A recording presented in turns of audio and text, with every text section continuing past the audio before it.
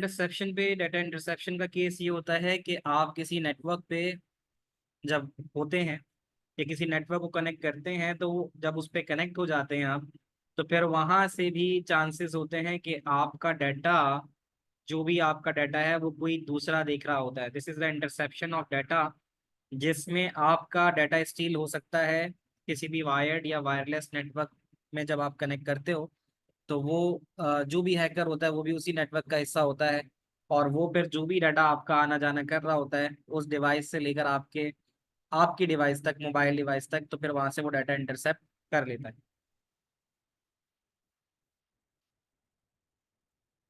So we are done with hacking. Hacking की हमने बात कर ली थी, उसमें बात कर लिया था वाइट हैट और ब्लैक हैट हैकर की बात कर ली थी हमने। फिर एक्चुअल चीज यहाँ से शुरू की थी, अबाउट द मैलिशियस और द मैलवेयर। मैलवेयर हमें बताता है कि malware is basically a malicious code that intends to harm your computer। उसमें हमने वायरस पढ़ा, ट्रोजन हॉर्स पढ़ा, और वॉर्म तक हम गए थे। वायरस एक ऐसा प्रोग्राम होता है that intend to harm your computer, जिसका इंटेंशन आपके कंप्यूटर को हार्म करना होता है। वायरस को हमेशा एक एक्टिव होस्ट चाहिए होता है, एक ऐसा प्रोग्राम चाहिए होता है जो उसको ट्रिगर करे, और उसके ट्रिगर होने पे फिर वो काम करना शुरू हो जाता है। ट्रोजन हॉर्स हमने देख लिया था कि एक ऐसा सॉफ्टवेयर जो disguise as a virus uses antivirus software so that you can get protected from the virus। तो वायरस जो है उसको खत्म करने के लिए या उसको ट्रैक करने के लिए हम एंटीवायरस यूज करते हैं। ट्रोजन हॉर्स हमने देख लिया था कि एक ऐसा सॉफ्टवेयर जो लेजिटिमेट लगता है, it disguise as a legitimate software. दिखने में आपको लेजिटिमेट लगता है वो, उसके पीछे की पूरी स्टोरी हमने डिस्कस की थी, लेकिन वो होता नहीं है। वॉर्म से अब हम देखते हैं, वॉर्म के बारे में हमने बात की थी। देखो, वॉर्म का मतलब होता है write once read many. Write once read many, ये एक ऐसा मैलवेयर है जो नेटवर्क पर स्प्रेड आउट होता है। तो ये अपने आप को सेल्फ रेप्लिकेट करता है। अब जैसे कह रहा है कि जैसे वायरस में होता है कि वायरस को एक्टिव होस्ट चाहिए होता है, इसको किसी एक्टिव होस्ट की जरूरत नहीं होती। यानी वायरस तो फाइल से लग के आएगा, लेकिन ये किसी फाइल के साथ लग के नहीं आता।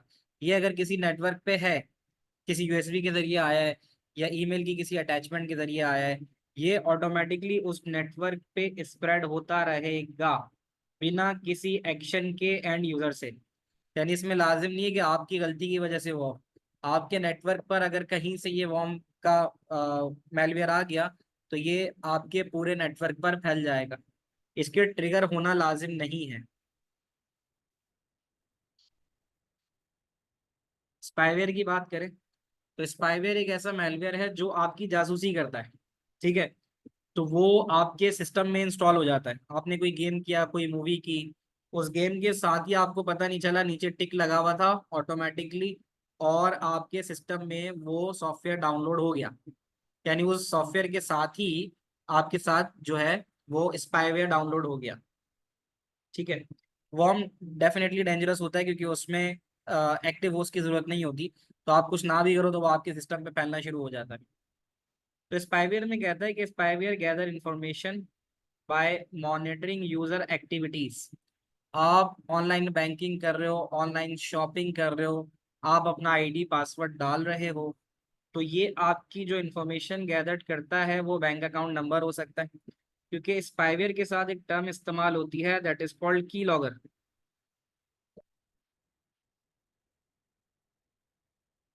अब की लॉगर एक सॉफ्टवेयर है जो आपकी की प्रेसेस को रिले बैक करता है।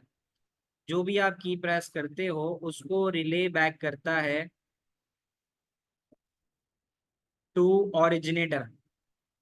जिसने भी ओरिजिनेट किया होता है, हैकर वैकर जो होता है, आपकी सारी इंफॉर्मेशन जो भी आपने आईडी पासवर्ड जो भी डाला है, ये वो ओरिजिनेटर को रिले बैक कर रहा होता है। तो स्पाईवेयर को आप एंटी स्पाईवेयर के जरिए जो है वो खत्म कर सकते हो। जोहा, सवाल पूछो। सर की लॉगिंग तो आप हमारे की प्रेस को मॉनिटर करता है, तो इसीलिए क्या कहते हैं जो बैंकिंग वेबसाइट्स होती हैं वो ऑन स्क्रीन कीबोर्ड इस्तेमाल करते हैं, सर ये फोन में फिर कैसे चलते, फोन में की प्रेस कैसे ये इस्तेमाल होता आवाज थोड़ी आपकी कम आ रही है, आप थोड़ा जोर से बोल सकती हो? ये आप कह रही है कि उसको हम की लॉगर के जरिए जो है वो उसको ऑन स्क्रीन कीबोर्ड के जरिए हम इस चीज को रिमूव कर सकते हैं, ये कहना चाह रही हो? है? सर कि फोन में कैसे इस्तेमाल होता है, फोन में भी तो की प्रेस मॉनिटर होता होगा, तो फिर फोन में वो ऑन स्क्रीन कीबोर्ड से कैसे पास हमारा की प्रेस मॉनिटर कर। फोन पे नहीं हो सकता, फोन पे ये हो सकता है। आप अगर फोन, मैं जो बात कर रहा हूँ मैं बात कर रहा हूँ फ्रॉम द कीबोर्ड। अगर आप फोन से बात करिए तो फोन पे नहीं होता, फोन पे ये हो सकता है कि वो आपकी स्क्रीन एक्टिविटी रिकॉर्ड कर रहा हूँ। That could be the case. ठीक है क्लियर सर। होता है सवाल? ठीक है सर, ये सवाल आ सकता है, how to prevent your data from types of malware like worm. ये जितने भी हम पढ़ रहे हैं इन सब के आपको वो पता होने चाहिए कि how can you guard against this.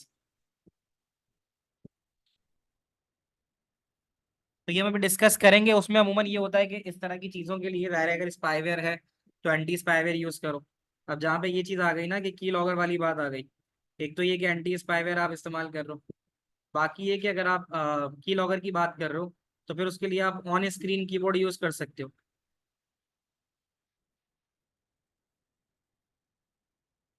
On screen keyboard से क्या होता है? ऑन स्क्रीन कीबोर्ड से ये होता है कि फिर आप की प्रेसेस करते ही नहीं हो। ठीक है, तो ये चीज हो सकती है। Do spy agents uses worms to gain information? देखो, वॉर्म से तो इंफॉर्मेशन गैदरिंग नहीं होती है, इंफॉर्मेशन गैदर तो स्पाईवेयर से ही होगी। तो they make use of spyware to get information of yours. Adware नाम से जाहिर हो रहा है कि जो एड्स आते हैं, यानी अब ये अमूमन उसी वक्त होता है कि जब आप ऐसी साइट्स पे जाते हो जहाँ से फ्री मूवीज, फ्री गेम्स, ये सब मिलने होते हैं। तो अमूमन एडवेयर एक ऐसा सॉफ्टवेयर होता है जो आपके यूजर, जो आप एंड यूजर हैं, उसको अनवांटेड एडवर्टाइजिंग देता है। यानी जब भी आप कोई ब्राउजर खोलते हो तो बहुत सारे आपके पास फेक एडवर्टाइजमेंट्स आना शुरू होती हैं। उसमें देखा होगा आपने, जो बड़े बड़े क्रॉस बने हुए नजर आते हैं, आप अमूमन उन बड़े बड़े क्रॉस को जब भी क्लिक करोगे तो वो आपको किसी और जगह ले जाएगा, वो कोई और नया पेज खोल लेगा। तो ये क्या करता है, ये रीडायरेक्ट करता है यूजर की ब्राउजिंग को किसी सर्टिन सर्टेन वेबसाइट के ऊपर। यानी प्रोमोशनल एडवर्टाइजिंग, अगर किसी वेब पेज की एडवर्टाइजिंग करना चाह रहा है तो ये उस पर ले जाएगा। ये आता है in form of popups, popups की फॉर्म में आता है। और फिर ये आपके ब्राउजर के टूल बार के अंदर आता है, जो आपकी सर्चेस को रीडायरेक्ट करता है। यानी समटाइम ऐसा भी होता है कि नॉर्मली आपका जो ब्राउजर होता है वो गूगल होता है, गूगल क्रोम होता है। तो ये क्या करता है, ये गूगल क्रोम के सर्च इंजन से अपने सर्च इंजन को रिप्लेस कर देता है। तो गूगल तो अमूमन आपको फेयर सर्चेस देता है, सही सर्चेस देता है, लेकिन ये जो आपको सर्चेस देता है वो सही नहीं होती। वो सर्चेस होती हैं जो बोगस होती हैं, फॉल्स होती हैं, जो वेबसाइट्स ये आपको सर्च करके लाके दे रहा होता है। बच्चों, यहाँ तक बात समझ में आती है? The next we have is the ransom. Ransom नाम से जाहिर हो रहा है, इसमें क्या होता है? इसमें ऐसा होता है कि आपके सिस्टम पर कोई एक्सेस हासिल कर ले। मैंने लैपटॉप खोला और मेरा लैपटॉप काम नहीं कर रहा, उसके ऊपर एक मैसेज आ रहा है, your system has been hacked. और ज़ाहिर है मैं उस अपने डाटा को एक्सेस नहीं कर पा रहा। तो कहता है कि अगर आपको अपने डाटा का एक्सेस चाहिए तो आप हमें इतना अमाउंट ट्रांसफर करें। वो क्या करते हैं, आपके सिस्टम पे एक्सेस हासिल कर लेते हैं और उसको लॉक कर देते हैं। और फिर लॉक, उस लॉक को हटाने के बहाने वो आपसे पैसे मांगते हैं। तो कह रहा है that encrypt data on a user computer and hold the data hostage. वो आपके कंप्यूटर पे पूरे पूरा एक्सेस हासिल कर लेते हैं और फिर ये वेट करते हैं तब तक जब तक आप उनको रैंसम मनी पे ना कर दो। और उसके बाद फिर वो डिक्रिप्शन की जो है वो भेजते हैं। बट ऐसा बहुत लेस सिनारियो में होता है, क्योंकि वो अगर आप एक बार पैसे भेज दोगे तो वो दोबारा आपको भी ब्लैकमेल कर सकते हैं, क्योंकि आप तो उनको जानती नहीं हो वो कहाँ बैठे हुए हैं, कहाँ से कर रहे हैं। तो वो एक बड़ा थ्रेट होता है अमूमन, जो भी अगर पे भी कर देता है। ऐसा होता है, बहुत सारे लोग फ्रीलांस काम करते हैं, उनका बहुत इंपॉर्टेंट डाटा उनके लैपटॉप में या उनकी ड्राइव्स में पड़ा हुआ होता है। तो लेकिन मसला कहाँ आता है? मसला ये आता है कि अगर आप इनको पैसे दे भी दो तो आपको पता नहीं होता ये कहाँ पर है, आप इनको ट्रैक ही नहीं कर सकते। इन्होंने एक बार अगर आपके सिस्टम पे एक्सेस हासिल कर लिया है तो ये तो श्योरिटी नहीं है कि दूसरी दफा ना करें। तो फिर ये दूसरी दफा भी एक्सेस हासिल कर सकते हैं, फिर तीसरी दफा भी एक्सेस हासिल कर सकते हैं। तो इससे आपकी जान छूटेगी नहीं अगर आप इसके एक बार विक्टिम बन गए। तो देन फिर ये कि आप पैसे दे भी दोगे तो फिर भी आप जो है उससे बच नहीं सकते। ये बात समझ में आती है बच्चों?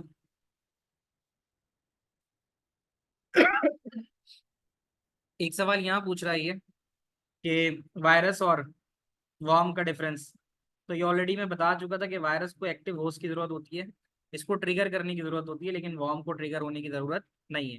वर्म अटैच होके मतलब वायरस तो अटैच होके आता है किसी फाइल से, तो जब उस फाइल को आप क्लिक करोगे तो ही आपका वायरस जो है वो काम करना शुरू करेगा, वरना वो नहीं करेगा। इन विच फॉर्म डू वी पे रैंसम थ्रू बैंक और व्हाट? ज़ाहिर है ऑनलाइन बैंकिंग के जरिए ही करते हो, आपके पास अकाउंट आ जाता है और फिर उस अकाउंट पे आपको पैसे देने होते हैं। ठीक है sir, the one who this can be called परचुएटर।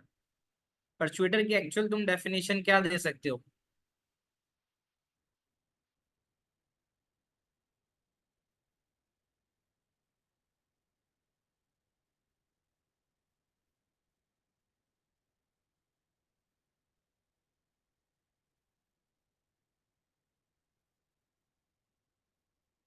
Sir can people hack into the government system? Why don't they do? सब कर सकते हैं, गवर्नमेंट सिस्टम पे लोग एक्सेस हासिल इसलिए करते हैं कि गवर्नमेंट को ब्लैकमेल कर सके। ठीक है, the one who done hacking, हाँ तो बिल्कुल ऐसा हो सकता है सुहेल। ठीक है जी, तो ये आ गया। वायरस कैसे आता है आपके सिस्टम पे, बताओ जरा, कोई जवाब देना चाहेगा? वायरस कैसे आता है आपके सिस्टम पे, कौन कौन सी फॉर्म्स हैं, कौन कौन से वेज हैं जिसमें आपके सिस्टम अफेक्टेड बाय वायरस हो सकता है?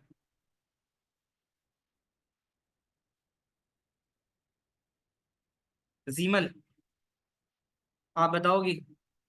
Virus, how a virus is send to the user?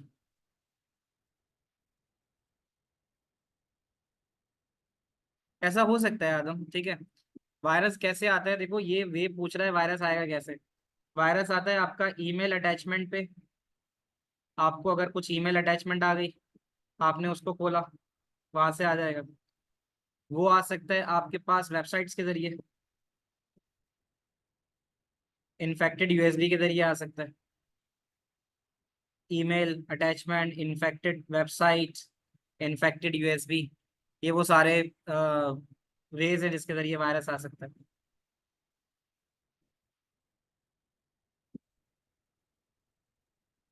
बाकी तो खैर ये चीजें हैं। अब हम आते हैं जरा नेक्स्ट चीज की तरफ, ये भी हमारा स्पाई वही है, फॉर्म ऑफ मेलवेयर। अब यहाँ पे दो अलग टर्म्स इस्तेमाल हो रही हैं, that is called fishing. Fishing में ऐसा ही होता है ना, मछली को दाना डाला जाता है, ठीक है। ये एग्जैक्टली ऐसा होता है कि आप यूजर हो गए और आपको दाना डाला जाता है। कैसे? मैं आपको एक ईमेल करूंगा और वो ईमेल बिल्कुल एक्चुअल बैंक, जो बैंक होता है, सुहेल सवाल है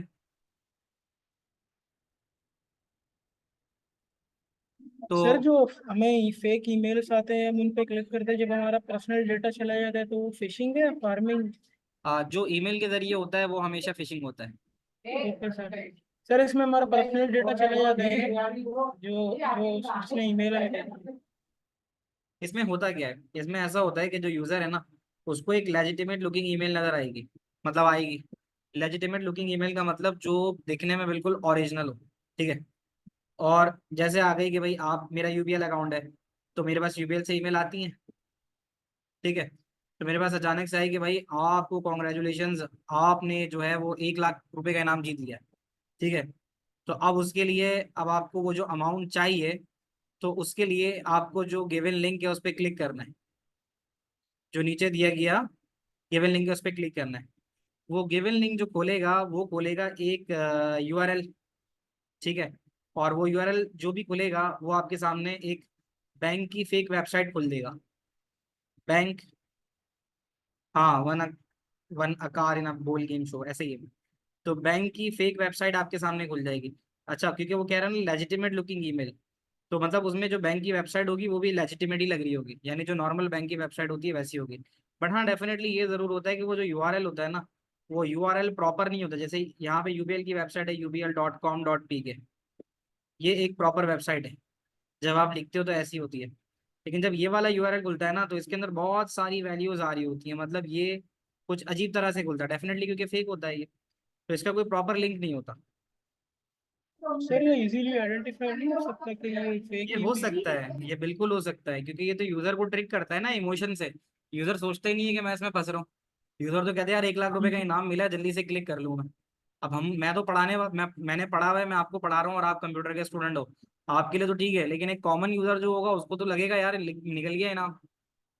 तभी आप लोगों के पास अक्सर बैंक से ईमेल्स आती रहती हैं कि भाई फेक प्रमोशंस के ऊपर आप जो है ना उनको सीरियस ना लें, ऑल दैट थिंग।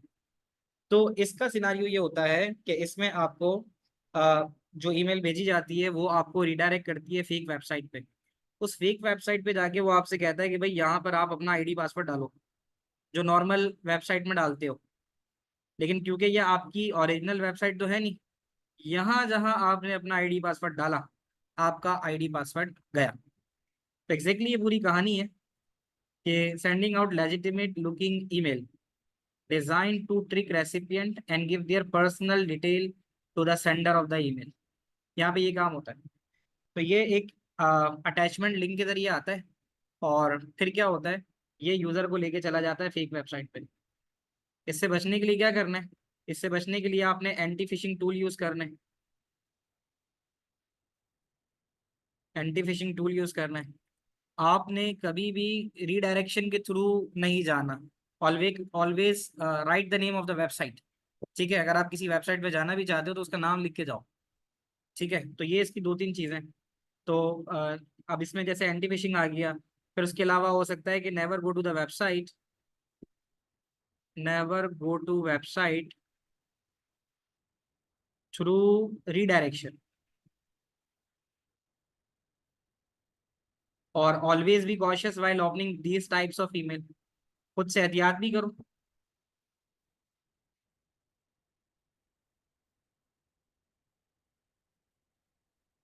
बच्चों समझ में आ रहा है? आज फीडबैक तुम लोगों का बिल्कुल हल्का है, थक गए हो, रोजा ज्यादा यस लग रहा सर। है। यस नो तो बोल दो, यस कुछ सर, सारे सो रहे हो। अंडरस्टूड। अच्छा जी, फार्मिंग पे आते हैं। हाँ, फिशिंग और फार्मिंग में थोड़ा फर्क है।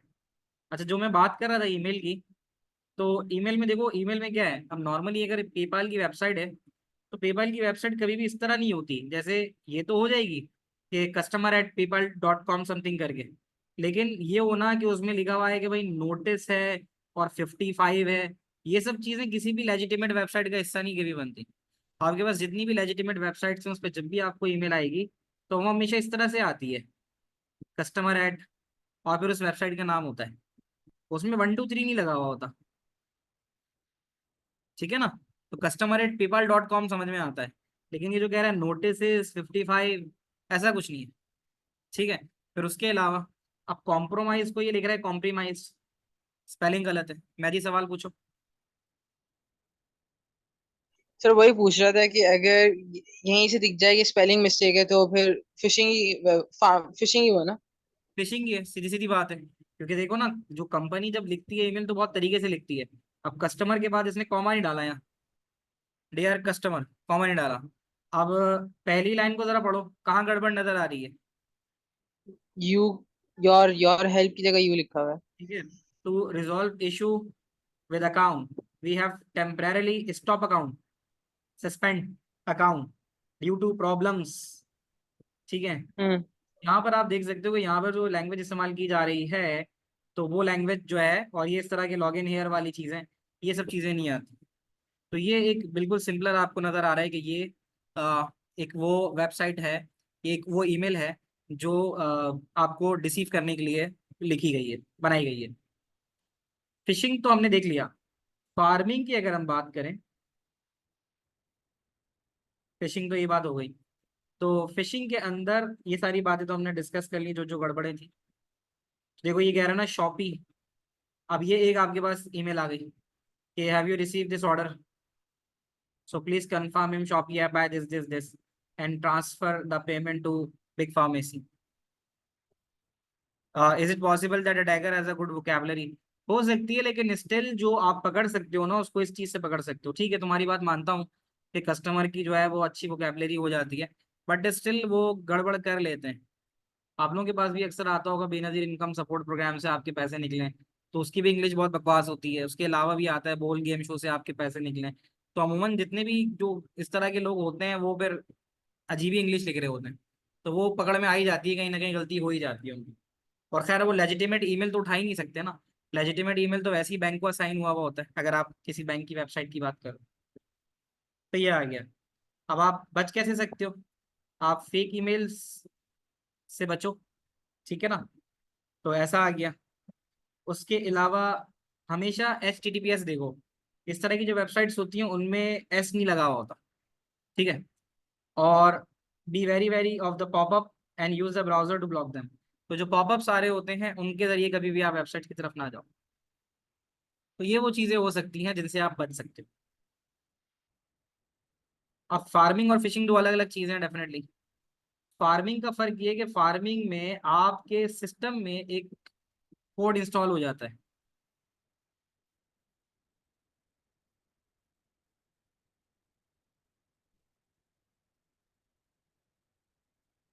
कोड कैसे इंस्टॉल हो जाता है कि आप कोई सॉफ्टवेयर डाउनलोड करते हो उसके साथ ही एक कोड आके इंस्टॉल हो जाता है, एक सॉफ्टवेयर एक प्रोग्राम इंस्टॉल हो जाता है। अब वो क्या करता है, वो जो है,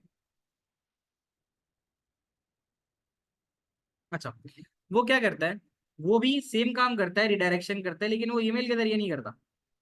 यानी उसका काम ये होगा कि आप अगर एक वेबसाइट का एड्रेस लिखोगे तो वो उस एक्यूरेट वेब यानी ओरिजिनल वेबसाइट पे नहीं लेके जाएगा, वो तुम्हें फेक वेबसाइट पे लेके चला जाए, ताकि उससे वो जो है वो क्लिक भी करवा सके, क्योंकि ऐसी बहुत सारी सर्विस होती हैं जिसमें क्लिक पर पैसा मिलता है।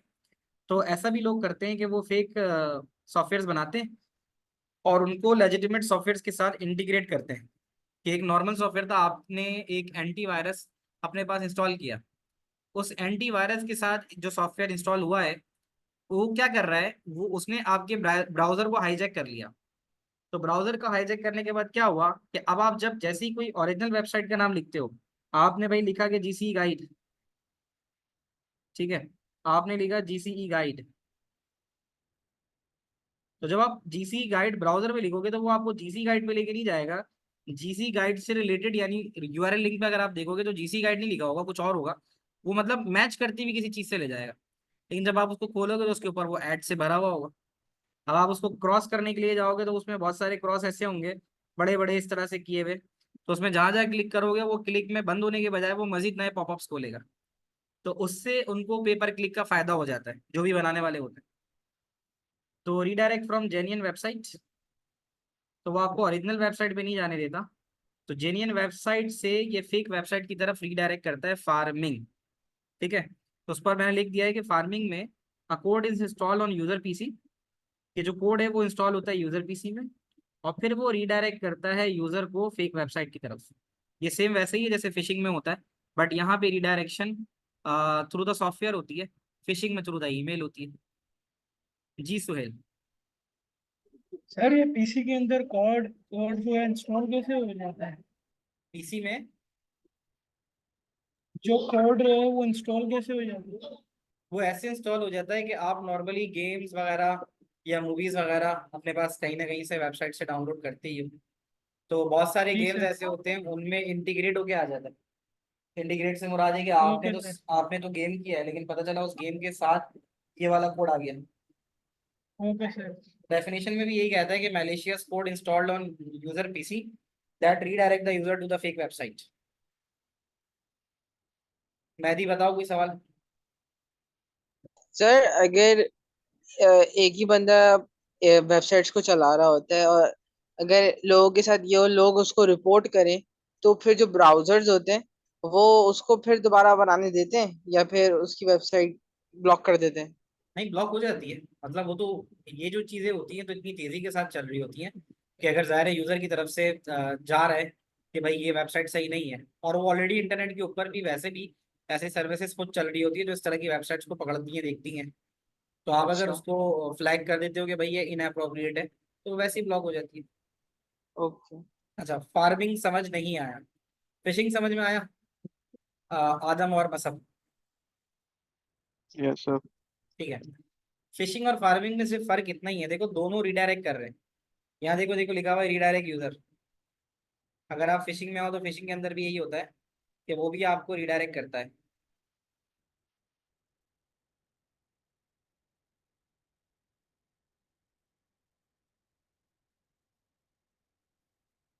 तो अब यहाँ पे फिशिंग में भी आप देखो तो फिशिंग भी आपका रिडायरेक्शन कर रहा है, लेकिन रिडायरेक्शन जो वो कर रहा है वो कर रहा है थ्रू ईमेल।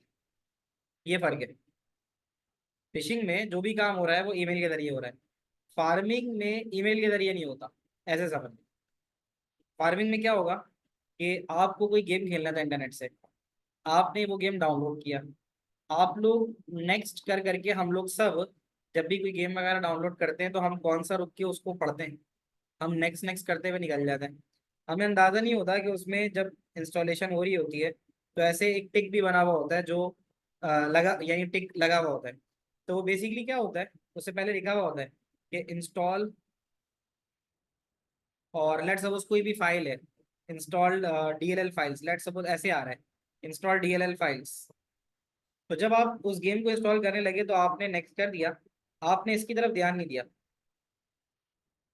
ठीक है। यानी वो जो सॉफ्टवेयर आपने डाउनलोड किया है वो खुद अपने अंदर एक मैलिशियस कोड लिए हुए है।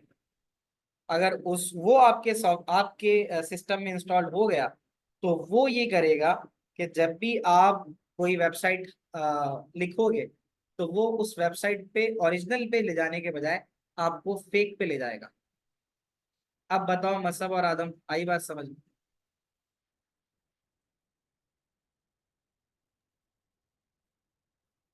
तो फार्मिंग में देखो क्या कहता है, redirect user from genuine website, आपके पीसी में इंस्टॉल हो गया और फिर उसके बाद वो आपको जेन्युइन वेबसाइट की बजाय फेक वेबसाइट पे लेके जाता है।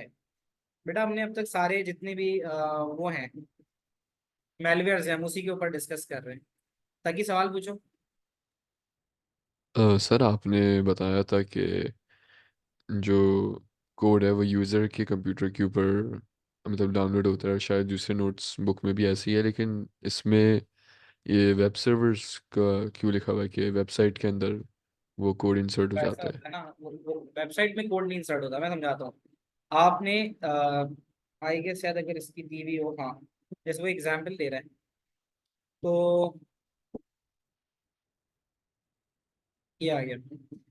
तो ऐसा है कि आपने सॉफ्टवेयर, ये जो है ना, आपने एक सॉफ्टवेयर डाउनलोड किया, उस सॉफ्टवेयर के साथ ही आपका जो ये फार्मिंग, मतलब ये जो कोड है मैलिशियस कोड, उस सॉफ्टवेयर के साथ ही डाउनलोड हो गया। अब जब ये डाउनलोड हो गया तो इसने क्या किया, इसने आपके ब्राउजर को हाईजैक किया, और हाईजैक करने से क्या हुआ, हाईजैक करने से ये हुआ कि अब जब आप किसी रियल वेबसाइट का नाम लिखते हो और उसको लिख के एंटर करते हो तो वो आपको रियल वेबसाइट पे लेके नहीं जाता, उस मैलिशियस कोड की वजह से वो आपको फेक वेबसाइट की तरफ लेके जाता है। अब आ रही है बात समझ में? उसका एक फायदा ये भी हो सकता है कि वेबसाइट का ट्रैफिक बढ़ता है, वेबसाइट का ट्रैफिक बढ़ता है तो रेवेन्यू जनरेट होता है। तो ओरिजिनल वेबसाइट के बजाय अगर आप फेक वेबसाइट पे जाओगे, जैसे मैं चाहता हूँ मेरी वेबसाइट ज़्यादा लोग विजिट करें, और कोई एक वेबसाइट है जिसके यूज़र बहुत ज़्यादा हैं, तो मैं फार्मिंग करके ऐसा कोड बना सकता हूँ कि जो रियल वेबसाइट पे ले जाने के बजाय यूज़र को मेरी फेक वेबसाइट पे ले आए। तो उससे क्या होगा, उससे ये होगा कि मेरी वेबसाइट का ट्रैफिक बढ़ जाएगा और उसके ऊपर मैं बहुत सारे एड्स लगा देता हूँ। अब यूजर अगर बंद करने की कोशिश करेगा तो वो क्रॉस पे क्लिक करेगा तो क्लिक हो जाएगा, उससे क्या होगा, मेरी वेबसाइट का रेवेन्यू जनरेट होगा। क्या अब आप लोगों को बात समझ में आ रही है? बताओ बच्चों, हाँ या ना करके मुझे बताओ, आई यस नहीं? सर। आ गई। अब आप देख सकते हो कि जैसे उसने एग्जाम्पल दिए कि भाई यहाँ पे ह्यूमनाइजिंग बैंकिंग के नाम से एक ऐप है, मतलब वेबसाइट है, ठीक है। तो वो आप देखो यहाँ पे एग्जैक्टली वो वैसी लग रही है, लेकिन अगर आप देखो कुछ जगहों पे छोटे छोटे फर्क मिलेंगे।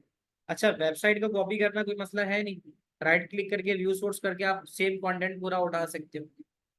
लेकिन हाँ, जो मसला आता है वो मसला कहाँ पे आता है, मसला आता है यूआरएल पे। अब यहाँ पे यूआरएल जो है वो ओरिजिनल है माई बैंक टू यू के नाम से, मी बैंक टू यू के नाम से, लेकिन अगर आप फर्क देखो तो वो आपको जब फेक वेबसाइट पे लेके जा रहा है तो उसका यूआरएल मुख्तलिफ है, ठीक है ना।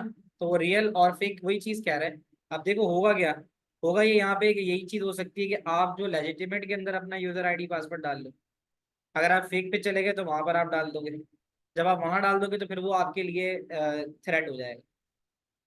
क्या ये बात समझ में आती है?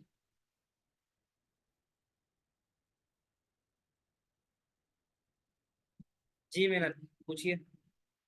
सर अदर देन आपने कहा है ना कि यूआरएल का, other than URL is there any way we can know that a website is real और fake other than the URL, या सिर्फ यूआरएल ही है? यूआरएल से ही पता चल जाता है। देखिए यूआरएल से आपको ये पता चलता है कि भाई ओरिजिनल वेबसाइट जो है उसका यूआरएल इसी तरह से कुछ होता है, लेकिन वो जो फेक होता है ना उसका यूआरएल काफी लंबा सा होता है, यानी बहुत सारे कैरेक्टर्स हैश जी। वैल्यूज इस तरह से आ रही होती हैं, तो फिर हमें हम्म। वहां से पता चलता है। ओके ठीक है, बाकी थैंक मैं यू। एक और भी कह सकता हूँ कि जो ओरिजिनल वेबसाइट है ना, हाँ ये कह सकते हैं कि ओरिजिनल वेबसाइट जो होती है उसके ऊपर जो एड्स होते हैं वो कम होते हैं। जी। एड्स कम होंगे, और अगर एड्स होंगे तो वो होंगे जो आपको जो जो प्रोडक्ट जो आप नॉर्मल लाइफ में देखते हो वो नजर आ रहे होंगे। मतलब नॉर्मली आप उनको इस्तेमाल करते हुए, अब जैसे जोंग, पाकिस्तान में तो जोंग का ऐड आ रहा है या और कोई सर्विसेज है उनका आ रहा है, तो मतलब नॉर्मल वेबसाइट्स भी एड्स का इस्तेमाल करती हैं। ठीक है। How do we hack into the system? पूरी प्रोग्रामिंग करनी पड़ती है, उसके लिए लिनक्स समझनी होगी, और लिनक्स का भी काली लिनक्स का वर्जन समझना होगा। लिनक्स एक ऑपरेटिंग सिस्टम है, पहले ऑपरेटिंग सिस्टम पढ़ोगे, फिर उसकी कमांड्स पढ़ोगे, फिर आप अच्छे हैकर बन सकते हो। तो ये वाली बात भी मैं तुम्हें बता रहा था कि हाँ एक अदर वे ये है कि अब इसमें आने वाले जो एड्स होंगे वो आपको देखते ही थोड़े डिफरेंट एड्स लगेंगे। अब यहाँ वाला एड तो जैसे ही खोलोगे तो प्रॉपर उसके अंदर क्रॉस का लिंक होगा, बंद करोगे बंद हो जाएगा। अगर आप फेक पे जाओगे, बंद करोगे तो वो दूसरा पेज खोल देगा। तो ऐसा भी होता है कि अगर आप पकड़ना चाहते हो कि भाई ये वेबसाइट सही है या नहीं है, तो अगर वेबसाइट पे बंद करने पे किसी एड वैड के वो नया कोई पेज खोल रहा है तो उसका मतलब है ये फेक वेबसाइट है। ये वाली बात हो गई, समझ में आ गई? तो बताइए जरा मुझे आयदा, असद, अस्का, समझ में आ रहा है? गना, मरियम, रयान, मसब, मेहदी, तकी, मुजैना, रयान, सुबहान, वानिया, ताहा, जिमल, जोहा, अब तक जितना समझाया। Yes sir. यस सर, समझ आ रहा है। सोशल इंजीनियरिंग बड़ी इंटरेस्टिंग सी चीज़ है, इसके ऊपर बड़ी बड़ी स्टोरीज हैं।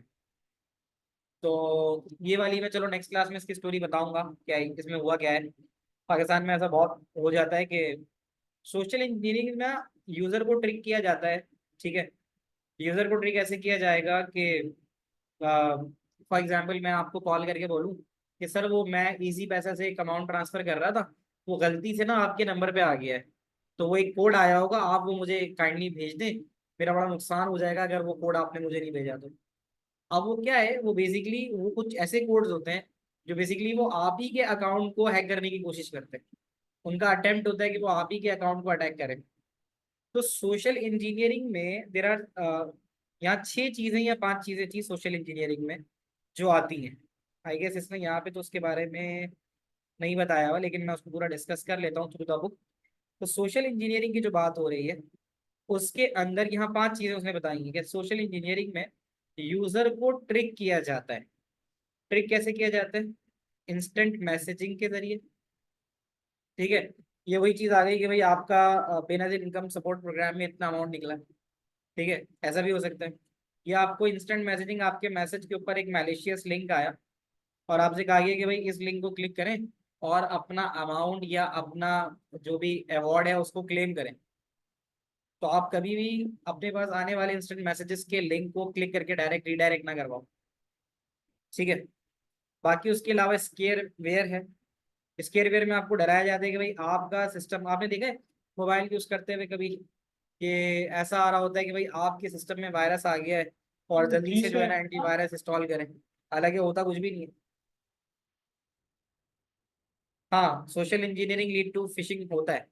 देखो ना, क्योंकि इसमें सोशल इंजीनियरिंग में ईमेल लिखा हुआ है, तो ईमेल में क्या है, ईमेल में भी तो ट्रिक कर रहा है आपको। ईमेल के जरिए सोशल इंजीनियरिंग ईमेल के जरिए भी हो सकती है।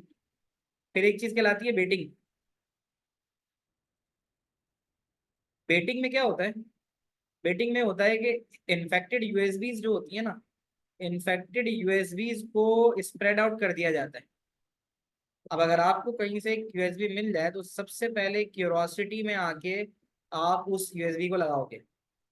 अब अगर कोई एंटीवायरस चल नहीं रहा, मार्केट में नहीं चल रहा, बिक नहीं रहा है, वो क्या कर सकता है, वो एक वायरस बनाए और वायरस बना के उसको ज़ाहिर स्प्रेड आउट करे, क्योंकि जब वो वायरस लोगों में फैलेगा, उनके सिस्टम्स में फैलेगा, तभी तो उनको उस एंटीवायरस की जरूरत पड़ेगी। तो बेटिंग में ऐसा ही होता है कि जो इन्फेक्टेड ड्राइव्स होती हैं उनको पब्लिक प्लेसेस पे स्प्रेड आउट छोड़ छोड़ दिया जाता है, मतलब कहीं रख दिया जाता है कि वो इजीली एक्सेसिबल हो, कि कोई भी उसको देखे वो समझे यार ये तो मुफ्त की यूएसबी मिल गई, और वो जैसे ही लगाए और वो उस वायरस का निशाना बन जाए। तो बेटिंग इस चीज को कहते हैं। ऐसे ही है। सर हाँ जी। सर वो जो एयरप्लेन्स और जो ट्रेन्स के वहां पे जो वो होते हैं चार्जर्स, वो भी बेटिंग होते हैं। और चार्जर्स वगैरह पे हाँ आई गेस चार्जर से तो ऐसा कुछ पॉसिबल नहीं लगता मुझे, होता हो। सर, वो जो होता है ना एयरपोर्ट पे चार्जर से, अगर चार्जर मतलब पूरा अंदर आपके यूएसबी पोर्ट के अंदर चला गया तो आपकी जो जितनी भी इंफॉर्मेशन है वो सब उस चार्जर के थ्रू पहुंच जाती है। ऐसा भी हो सकता है कि ऐसे चार्जर्स भी बनाए जाते हैं कि वो आपको दिखाने के लिए तो पावर दे रहे हैं, बट वो बेसिकली हम्म। सही डाटा निकाल रहे होते अभी हैं। रिसेंटली इंडिया में हुआ है, एक सीईओ के 15 लाख रुपीज उसमें से निकल गए थे। अच्छा, बिल्कुल हो जी। सकता है, that could also be done. तो बाकी उसके अलावा फोन कॉल है। फोन कॉल वाली जो कहानी है, फोन कॉल पे तो बहुत सारे स्कैम्स होते रहते हैं।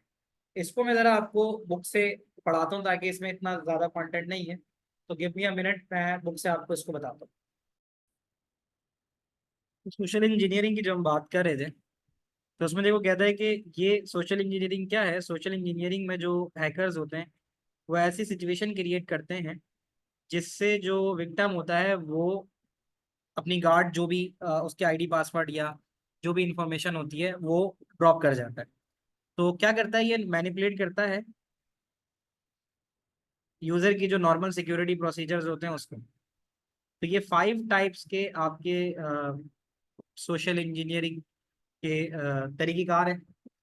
इंस्टेंट मैसेजिंग में जैसे बताया उसने कि आपके मोबाइल के ऊपर मैसेज आया, उसमें एक मैलिशियस कोड था और आपने उसको क्लिक किया। अब ये रिलाई करता है आपकी क्यूरोसिटी पे, आप क्यूरियस थे यार जरा देखें तो है क्या। ये इस तरीके से आपको डिसीव करता है। स्केयर वेयर में क्या करता है, स्केयर वेयर अभी बताया मैंने कि आपके पास एक पॉपअप आ जाता है और वो कहता है कि भाई आपका कंप्यूटर वायरस से भरा हुआ है, जरा जल्दी से जो है ना इसको स्कैन करने के लिए ये वाला एंटीवायरस इस्तेमाल करें। ये आपके खौफ से खेलता है। फिशिंग जो कि ईमेल स्कैम्स हो गए, तो उसमें क्या होता है, user is tricked by apparent genuineness of email, ये हम पढ़ चुके हैं।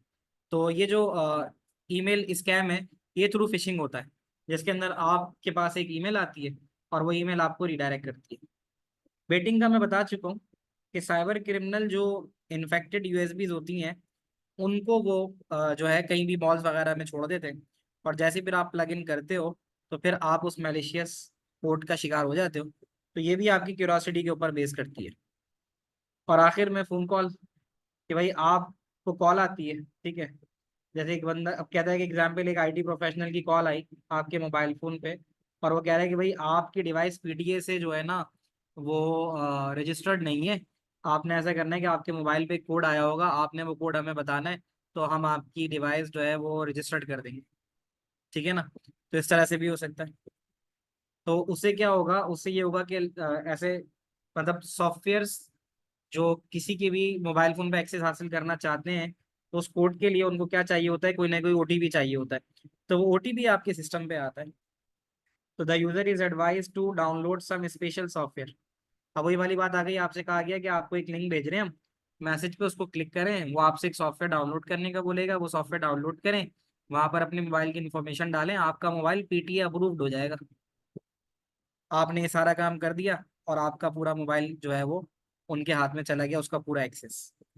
तो ये आपको खौफ दिला के ये सारा काम हो रहा होता है। तो ये सोशल इंजीनियरिंग में ये 5 चीजें पूछ सकता है। तो इसकी एक एक लाइन तो आपको एटलीस्ट याद होनी चाहिए। तो सोशल इंजीनियरिंग जो है वो 3 तरीके से आप पे इम्पैक्ट या अफेक्ट करता है। नंबर 1, आपको खौफ दिलाता है, ठीक है, आपकी क्यूरियोसिटी की वजह से, या फिर एम्पैथी एंड ट्रस्ट, कि आपको लग रहा होता है कि हाँ यार ये सही है, सही बात कर रहा है, या मेरे फायदे की बात कर रहा है। बस सब सवाल पूछो। सर ये आप सोचते वाला दोबारा बता सकते हैं, थोड़ा समझ में नहीं आया। दोबारा से बोलोगे, आवाज मेरी सही नहीं आ रही, क्या कह रहे हो।